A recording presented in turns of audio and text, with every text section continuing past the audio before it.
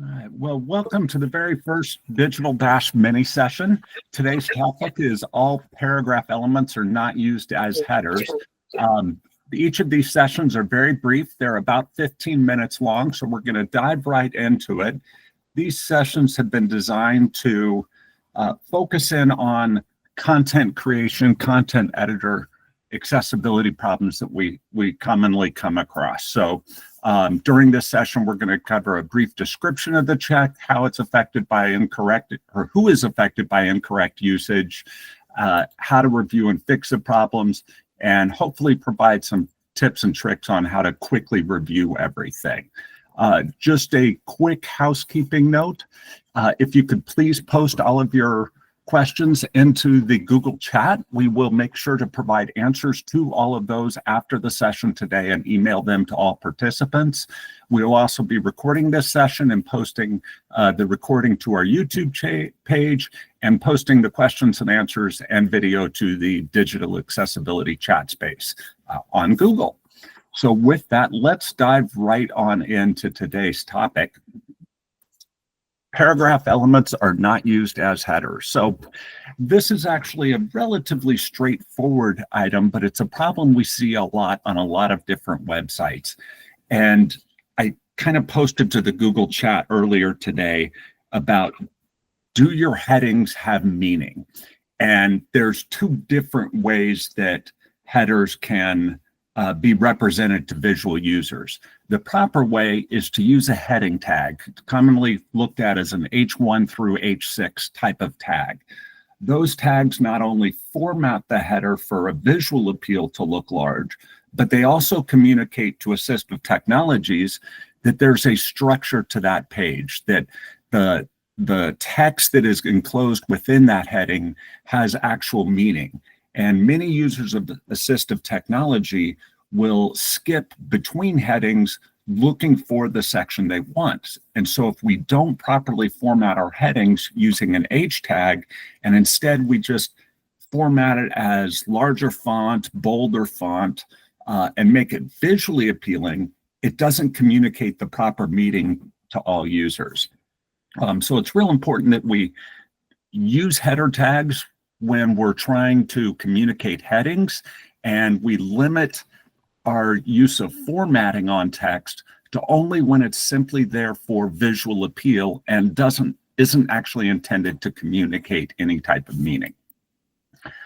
So this is an example, and most of my examples are going to be shown using a content management system that a lot of our agencies use, but almost any website content management system will use something similar.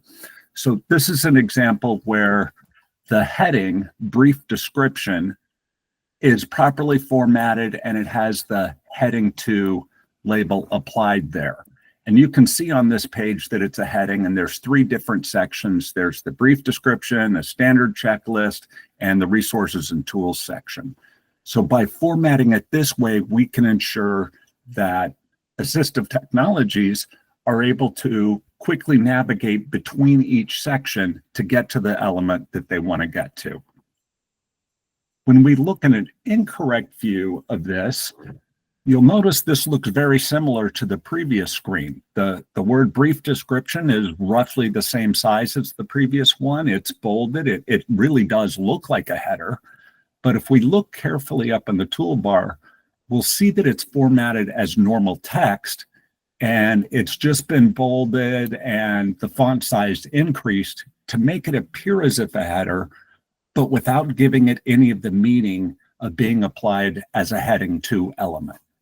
And so with something like this is actually an error that does need to be corrected. And the easiest way to correct it, of course, is to go in here, remove, if it's a problem, remove the formatting, change the style from normal to heading element, and then it will look back like the normal heading and be proper. One thing I note, and we covered this within the Introduction to Optimized Training video, this particular error appears on a lot of different state agency websites. It's a very common issue. I think it's probably the most reported issue that our agencies have during Digital Dash. But it's important to note that everything that shows up within the Optimize tool is not necessarily an error or a problem that needs to be fixed. There are limitations to the Optimize system. It's a computer system, so it doesn't really necessarily know if that paragraph element was intended to be a heading or if it's supposed to be just simply visual formatting and isn't supposed to communicate any kind of meaning. So now I want to switch over to our Optimize system and talk about how we find these sessions and problems and how to go about fixing them. So the primary way we recommend agencies get started on their accessibility journey is to take one element at a time, learn about that element, and fix that across your entire site, and then move on to the next element. And so that's the first way I'm going to show you, but I'll also show a quicker way of getting this review done rather quickly. So when you log into your Optimize dashboard, go over to the checklist on the left, and this paragraph element is a level A element. And I'm just going to search for all key elements. If I could spell, it would show up faster. And you'll see that on this particular website, this warning bell here is simply a review. It's saying it doesn't know if it's an error or not, but it wants a human to look at it. There are some links over here to the success criteria, the help center, of course, the graduation cap icon you can get lots of additional information from. And then if I click on the number of pages off to the right, I can see every page where this element is needing to be reviewed. It's a potential failure, but it's not necessarily always a failure. So if I was doing the page by page method, I would just go to this very first accessibility page, click on the open page details icon off to the right, and that's going to open up that accessibility page on our website. And it's going to filter down to this particular accessibility check and show me the exact code. So all paragraph elements are not used as headers. Again, I have my graduation icon to learn more about it. And I can look at the code.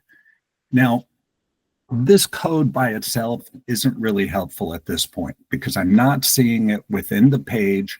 So I don't know the context of whether this is being used as a header or if it's simply been formatted in a bold method for visual appeal and isn't intended to communicate any meaning. And you can see right here, and this is why this particular tag is being flagged. In fact, you'll see there's a variety of tags that are like that. Anytime the system sees a paragraph element with a bold element right after it, or some increased font styling, any type of styling afterwards, it's going to flag this for a human review. So if I knew exactly what this was, I could take one of two actions. I could click the ignore button, which tells Optimize to stop asking me about this. I know it's good. Please ignore it. Don't count it as a failure. Or I could click the Mark as Fixed button, which tells Optimize, I made a change to my website. The next time you scan the website, look to see if this has been fixed. Now, one note about this, because Optimize doesn't know if this is a heading or not, if you click Mark as Fixed, even if you've made a change, if it's still a paragraph with font styling, the warning is going to come right back. So for a lot of these warning bell icons, the Mark as Fixed is only a temporary measure. You want to mark ignore once you're certain that everything with that check is properly there. But with this particular paragraph element, we can't really see just by looking at Optimize where the problem is. So I'm going to open up the page, which is linked right at the top here, and look for the text agency platform. Now that can sometimes be a challenge. On this particular page, the word agency platform appears 4 times, once way up at the top. We've got a couple of times down here in the paragraphs, and then way down here at the footer.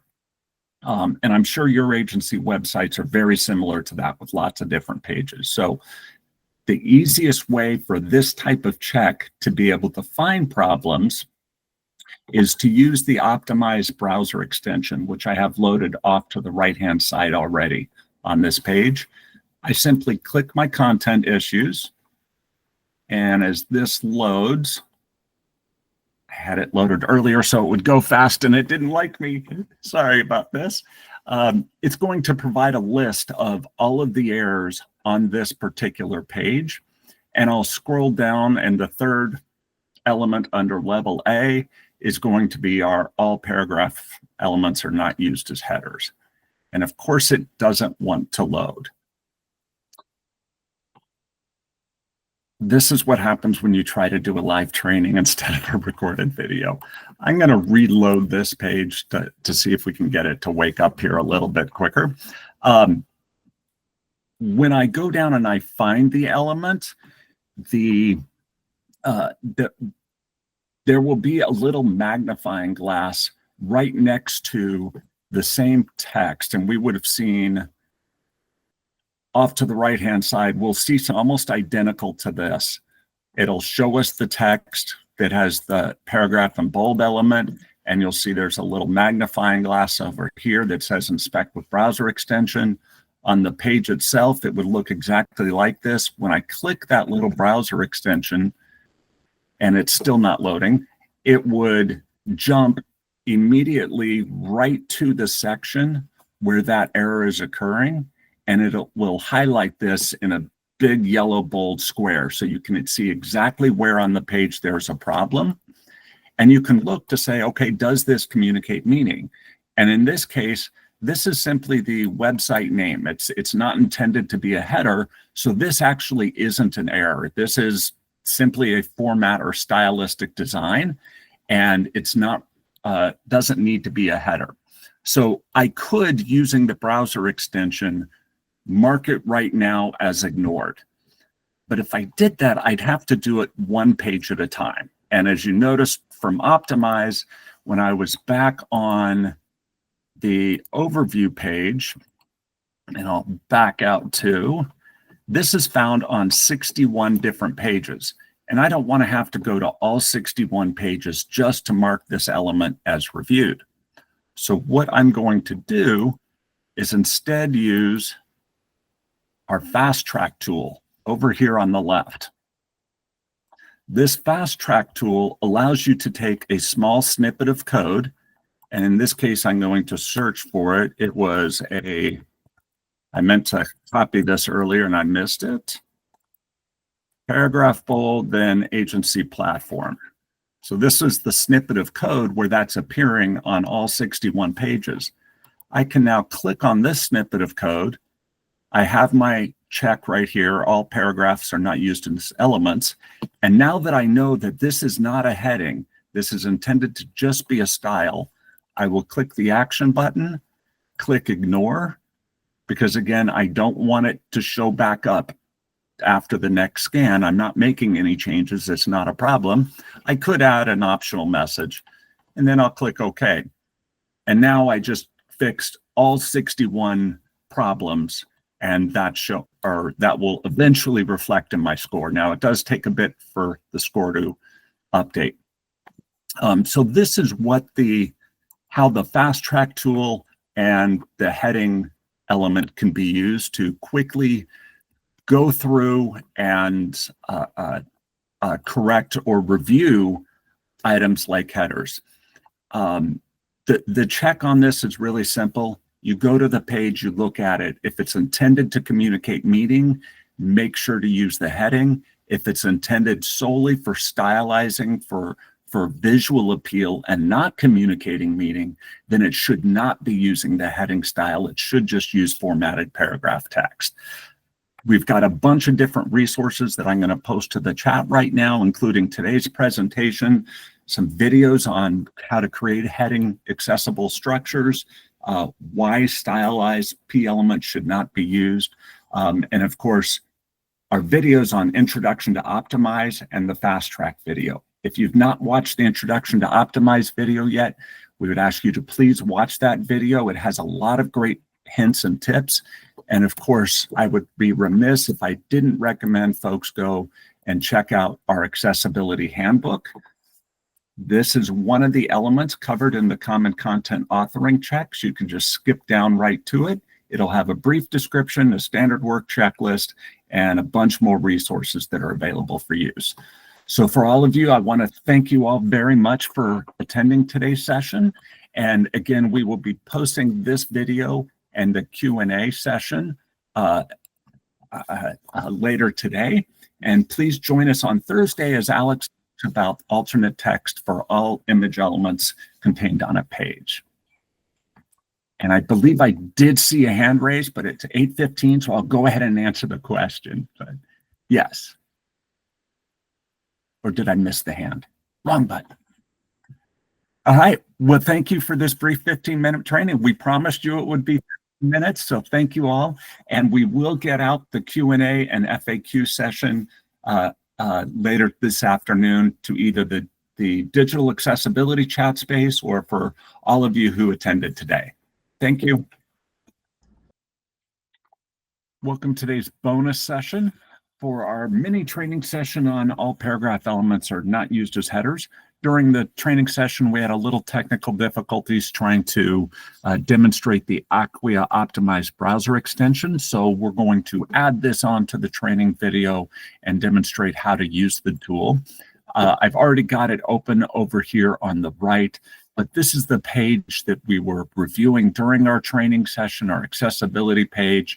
And if you recall right, we had the paragraph element that was formatted with bold and it said agency platform. And there's several different spots on the page where the words agency platform was. And so if we weren't sure exactly where on the page the problem was, we can use the Acquia Optimize browser extension to find the problem and review the problem directly within the website. So you don't actually need to go to the Optimize tool to be able to clean out some of these checks. So in this case, I'm going to open up the ladybug icon on the top right and click Content Issues. And then down under the Accessibility section, the check we're looking at is our failing level A checks. And don't be fooled by the word failing. These are just items that potentially are warnings or review items. They're not necessarily failures. They're items that need to be checked. So we will click on the See Issues button over here.